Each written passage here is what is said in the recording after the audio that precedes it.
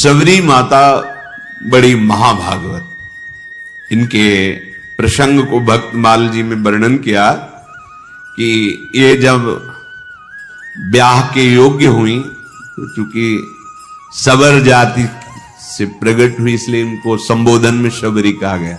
इनका ब्याह जब तय हुआ, ब्याह के उत्सव की तिथि आई तो सैकड़ों हजारों की संख्या में वन्य पशु लाए गए थे वध करने के लिए, क्योंकि स्वागत वन में रहने वाले इन लोग मांस का ही, खरगोश, हिरन, कुछ बड़े बड़े पक्षी आदि ऐसे सब बंधे हुए थे। सबरी जी ने पूछा घर वालों से कि ये इनका वध करके इनके मांस से स्वागत करेंगे बरातियों का। बहुत रोना आया सबरी जी को। मेरे ब्याह के कारण हजारों पशुओं की, पक्षियों की हत्या होगी, मतलब मैं इसका कारण बनूंगी। शाम हुई, जब रात्रि हुई तो उन सब पशुओं को मुक्त कर दिया दुलार कर, जाओ, जीवन में मैं कभी ब्याह ही नहीं करूंगी। अगर मेरे ब्याह के समय इतने पशुओं की हत्या होगी, पक्षियों की, मैं जीवन में कभी ब्याह नहीं करूंगी। सब पशु पक्षियों को छोड़ दिया। जे ही उन पशु पक्षियों के बंधन काट रही थी वो रस्सियां, वो ऐसी कृपा दृष्टि से देख रहे थे मानो वो कह रहे थे तुम मेरा बंधन काट दिया तो जाओ, मैं तुम्हारा बंधन मुक्त करने के लिए भगवान से प्रार्थना करता हूं कि अब तुम्हें कोई कर्म बंधन, जन्म मृत्यु का बंधन न प्राप्त हो। तुमने हमारी रक्षा की, भगवान तुम्हारी सदा रक्षा करें, तुम्हारे कर्म बंधन कट जाएं, क्योंकि हमारे बंधन काट दिए। सबरी जी के हृदय में पशु पक्षियों को छोड़ने के बाद एक वैराग्य हुआ कि अगर मैं घर में रहूंगी तो फिर ब्याह की व्यवस्था यही सब करेंगे, भाग चलूं। रात्रि में ही भाग पड़े। शबरी का महान पुण्य उदय हो गया, भाग निकली। बड़ा भाग्यशाली वही है जो संसार से भाग पड़े भगवान की तरफ। सबरी जी विचार किया किसी भी गांव में जाएंगी तो पकड़ी जाएंगी और ये लीला फिर होगी, इसलिए वन में चलती हैं और एकांत वन में रहने का अभ्यास था ही। सबरी जी भागकर इसी वन में आए। अब यहां विचार किया कि वन में भगवान की अगर भजन वृत्ति प्राप्त करनी है तो संतों की कृपा होनी चाहिए, और एक तो स्त्री शरीर, फिर जंगली वास रहा है, सबर कुल में जन्म हुआ है, भला मुझ भीलनी को कौन स्वीकार करेगा, और बिना संत सेवा के भगवंत कृपा होती नहीं, तो छुप के संत सेवा करें। ये महामहिम बात। वो हृदय में दैन्यता थी कि मैं अधम शरीर है, कोई संत सेवा स्वीकार करेगा नहीं, और सेवा किए बिना भगवत कृपा मिलती नहीं है। इसलिए वो रात के आखिरी पहर में उठते और देखा कि सेवा के लिए जब ऋषि हवन करते हैं तो उनको लकड़ियों की आवश्यकता होती है, रसोई अमनिया करते हैं तो लकड़ियों की, तो दिन में लकड़ियां चुपचाप जंगल से बिनती और रात में छोटे छोटे गट्ठर करके ऋषियों के आश्रम में रख आती, और जहां से ऋषि सरोवर में आकर स्नान करते वो मार्ग सोहनी लगा देती, कंकड़ कांटे आदि बीन कर अलग कर देती।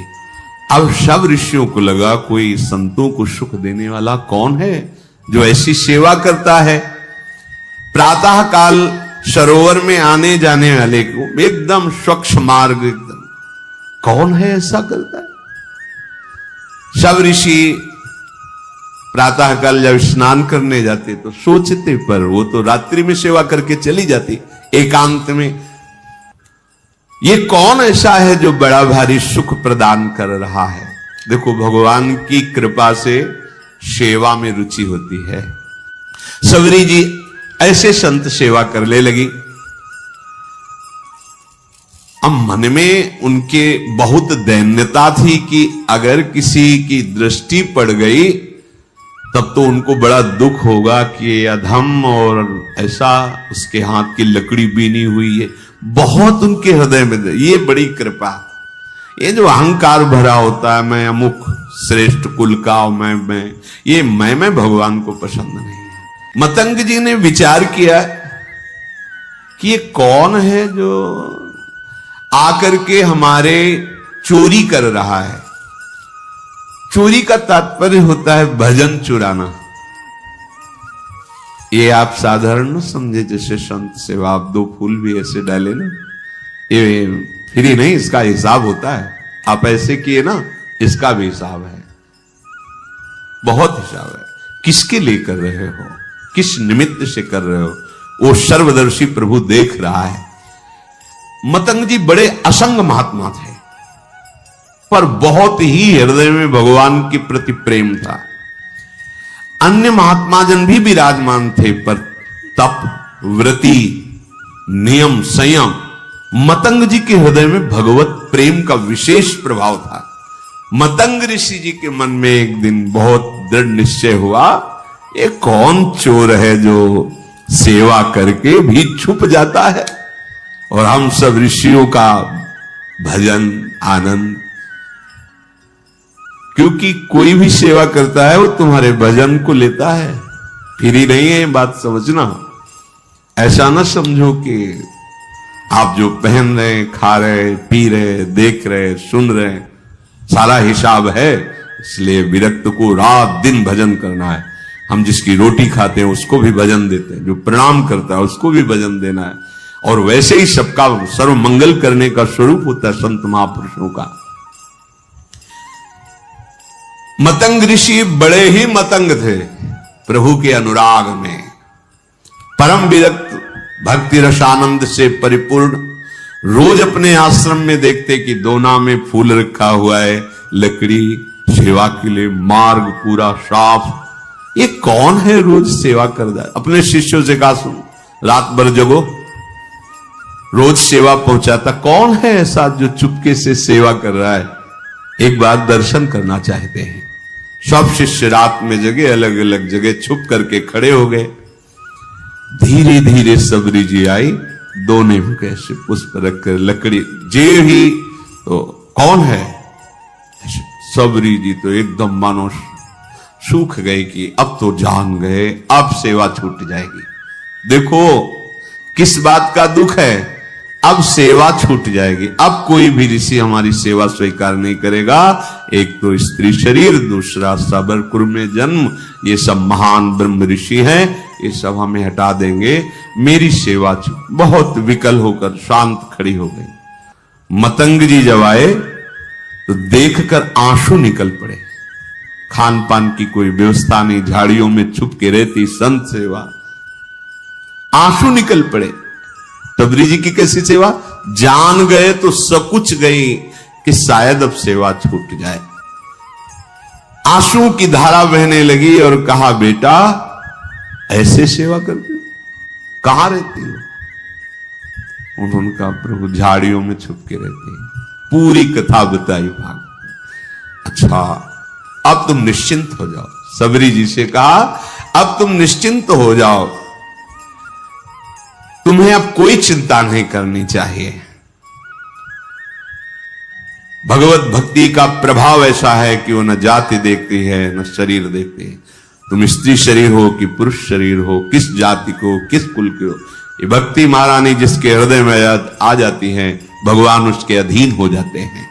सबरी जी को मतंग ऋषि ने ऐसे वचन के द्वारा साहस बना और शिष्यों से कहा कि तुम जानते हो ये कितनी पवित्र है। ओहो, बहुत बड़ी बात।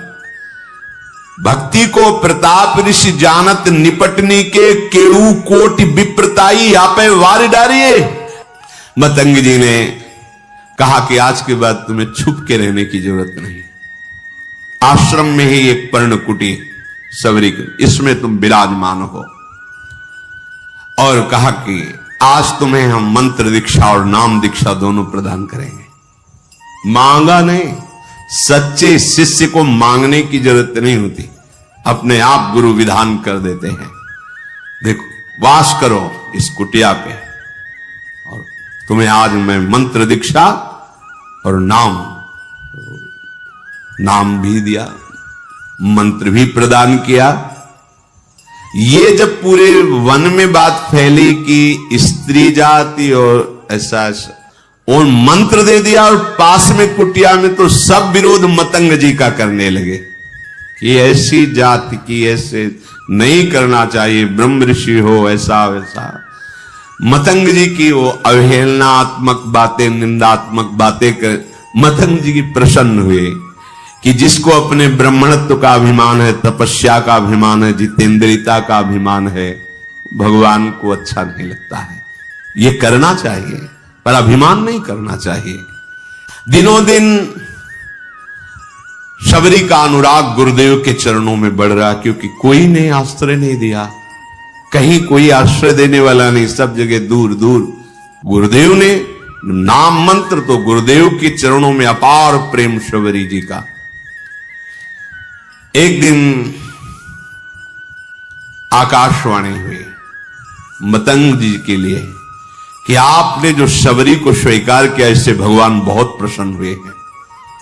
भगवान की प्रसन्नता का हेतु है कि अभी विमान आने वाला है और आप सीधे भगवान के धाम को जाएंगे। उसी समय विमान उतरा। मतंग ऋषि भगवान के धाम जाने को उत्सुक है, भगवान का साक्षात्कार होगा, भगवान के समीप रहने को मिलेगा। शबरी जी रो पड़ी, गुरुदेव आपकी सिवा तो इस वन में कोई मुझे नहीं चाहता, अगर आप चले गए तो भगवान हमारे तो प्राण ही चले गए। तो जो गुरुदेव ने बात कही बहुत जोर, गुरुदेव ने कहा आज तक मैंने तपस्या और मंत्र जाप, संयम नियम साधना, उन सब के प्रभाव से भगवान के धाम की प्राप्ति का अवसर है, लेकिन वो स्वयं धामी चलकर तुम्हारे यहां आएगा और तुम्हें दर्शन देगा। तुम चिंता मत करो बेटा, हम तो जा रहे हैं चलकर भगवान के धाम, लेकिन स्वयं धामी आएगा और यहां तुम्हें दर्शन देगा, निश्चिंत होकर के रहो। गुरुजी विमान पर बैठकर परम धाम गए, पर गुरु का वियोग असहनीय। कोई बड़े भाग्यशाली होते हैं जिनको संत या गुरुदेव से प्रेम होता है। कौन प्रेम करता है? कोई गुरु प्रेमी बिरला ही कोई होता है, बिरला है। ऐसा गुरुदेव का वियोग कि अब जिया नहीं जा रहा। पर शबरी प्राण इसलिए नहीं त्याग रही कि गुरुदेव ने कहा है भगवान स्वयं आएंगे और दर्शन देंगे, बस इस आशा से जीवन रख रहे हैं। अब इतनी शिथिलता थी कि जो नित्य सेवा वो छोड़ नहीं सकती थे। वियोग में शिथिलता के कारण जब ऋषि स्नान करने जा रहे थे, उसी समय वो सोहनी लगा रही थी। तो जो ऋषि स्नान करने जा रहे थे, कोई सोहनी से छिटिक कर कंकड़ उनके चरणों में छू गया होगा, बहुत डांट। वैसे ही गुरु वियोग से दुखी थी, और ये बहुत बड़ा अपराध है, ये लोग जानते रहे जो अहंकार में होते हैं, मैं तपस्वी हूं, मैं इस कुल का हूं, मैं उस कुल का। अरे सब मायाकृत है। सच्चिदानंद प्रभु की भक्ति जो कर रहा है उसकी चरण रज लो, चरणामृत लो। भगवान के अनुरागी जनों के प्रति ऐसा अनुराग, ऐसी भक्ति, ये बहुत धोखा हो जाता है, बहुत धोखा हो जाता है। ये ऐसा भारी अपराध है कि सिर्फ भक्त से ही क्षमा हो सकता है, भगवान भी क्षमा नहीं कर सकते। अब वो पुनः स्नान करने जे भी गए तो उसमें कीड़े पड़ गए सरोवर के जल में। शबरी जी को इतना धिक्कारा, तुझे दिखाई नहीं दे रहा, मैं आ रहा हूं, मुझे तेरे झाड़ू से कंकड़ छू गया। शबरी जी तो भाग पड़ी, एकांत में जाकर रोने लगी। वैसे ही गुरु वियोग से दुखी थी, इसीलिए विलंब हो गया था, नहीं तो रात में ही वो सोने लगाती थी। शबरी जी के हृदय को भारी दुख कि जो हमारे वचनों के द्वारा समझाते थे, जो हमें चरणों का आश्रय, वो तो अंतर ध्यान अब यही है। ये महात्माओं को दुख पहुंचा, क्या करूं, गुरु ने आज्ञा की, नहीं तो अभी शरीर को छोड़ देती। ओ ये दुख भारी अपराध हो गया। उनको क्या कहा, अभागी, और रुधिरवत रक्तवत हो गया जल, और कीड़े, दुर्गंध आने लगी जल से तत्काल। तो उन्होंने मन में सोचा कि शबरी के कंकण स्पर्श का प्रभाव देखो कितना, तो उसका प्रभाव कि जल भी अपवित्र होगा। जब बुद्धि उल्टी होती ना तो उल्टा ही चिंतन होता है। हृदय में सबरी जी गुरुदेव प्रदत्त नाम का मंत्र का जप कर रहे हैं। रोज तड़के उठकर मार्ग बुहारना और रोज पुष्प की पंखुड़ियां ऐसे पावड़े बिछाना, सुंदर निर्मल जल भर के रखना और सुंदर फल रखना। कि गुरुदेव ने कहा भगवान आएंगे, पक्का भगवान आएंगे। रात दिन गुरुदेव प्रदत्त नाम मंत्र का चिंतन, गुरुदेव ने कहा है भगवान आएंगे, इसका दृढ़ विश्वास। अब क्या भगवान के स्वागत में तो जंगल में यही है फल। तो सुंदर सुंदर बेर के जो वृक्ष थे उनसे ऐसे बेर लेती, पहले चखती, चखने के बाद वहां मीठे है तो उस बेर तो झूठे तो हो ही गए ना। चखने के बाद हाथ थोड़ी प्रक्षालन, जंगल है ये थोड़ी क्या कहा कि हाथ में कमंडल धोना। ऐसा नहीं कि खा खा के बेर रखती थी, उस वृक्ष के मीठे है कि मेरे प्रभु को खट्टे ना लगे तो ऐसे देखा, हाँ मीठे, फेंक दिए और नए फल लेकर के उनको ऐसे रखते। इसीलिए कहा गया है कि झूठे बेर। वैसे भी शास्त्रीय पद्धति में सबसे पहले भगवान को भोग लगा और प्रेम पद्धति में सबसे पहले अपने को पाना है। आप पहले पा लिए तो भोग लगाने लायक नहीं, लेकिन ये प्रेम है, उल्टा मार्ग है यहां। ये ज्ञान हमें नहीं था। ऐसा हो ही नहीं सकता कि प्रभु के लिए थाल सजा रहे पहले उससे ले, ऐसा कैसे? कोई पूछता तो उत्तर नहीं। ये तो इसी प्रेम नगरी का एक है, जिसके भी हृदय में जहां भी प्रेम, ये प्रेम का प्रभाव और स्वभाव है। मानसी गंगा दंडोती परिक्रमा जब गुरुदेव के साथ लग रही थी गिरिराज महाराज की, तो मानसी गंगा में तो वहां एक सहतूत बेच रहा था, सहतूत में से तो श्री जी को भोग लगाने के लिए प्रक्षालन किया, बीन बीन के सही रखे। महाराज जी ने कहा थोड़े लो और पाओ, बताओ कैसे? हमको महाराज जी पहले श्री जी को भोग। बोले हमारे यहां पहले श्री जी नहीं, पहले तुम पा के बताओ कैसे, खट्टे अधिक खट्टे तो नहीं। और देख लो महाराज। बोले जब हम कह रहे थे तुम पावला, हिम्मत नहीं पड़ रही थी कि श्री जी के पवा के बिना के पाया। कहा मीठे। बोले जाओ हाथ धो, आचमन करो, अब भोग लगाओ। उस दिन से समझ में आया कि हमारी लाडली जी को पहले हम चखेंगे फिर भोग लगाएंगे कि वो ठीक है कि नहीं है। तो शबरी जी भी ऐसे, ये बेर पेड़ का कहीं खट्टा तो नहीं है, बाकट तो नहीं है, तो उससे पहले चखती और फिर वो बेर दोने में लेके फिर प्रभु के रोज और रोज बस पावड़े बिछाए, फल रखे और बैठ गई। सुबह से शाम प्रभु आएंगे। गुरुदेव ने कहा प्रभु बहुत दिन बीत गए पर अश्रद्धा नहीं हुई गुरु वाक्य पे। नहीं, गुरुदेव ने कहा प्रभु आएंगे। मार्ग में जाए रहे लोचन बिछाए को, नेत्र लगाए। गुरुदेव ने कहा है भगवान ऐसे ही बहुत दिन बीते मग जोहत, तो आ गए औचक सो मिटे सब सो गए। दूर से देखो भगवान आ रहे हैं, छुप गई।